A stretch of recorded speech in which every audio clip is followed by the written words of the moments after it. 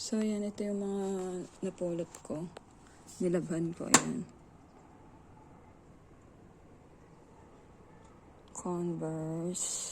Puma. Ano bang tawag dito sa isang tatak na to? Under Armour. And then, itong isang pangbata ay ano bang tatak? Adidas ba to? Ay, hindi. Ano bang tatak to? Pero maganda din siya eh. Adidas nga ata to. Adidas. Tingnan natin yung tatak. Ayan, nilabhan ko.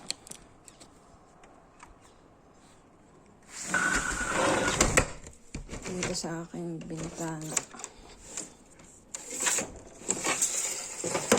Tapos itong isang tsinelas na CK. Ayan, maganda pa to. Malambot sa paa. Tadan, saktong-sakto sa akin. Diba? Malambot siya.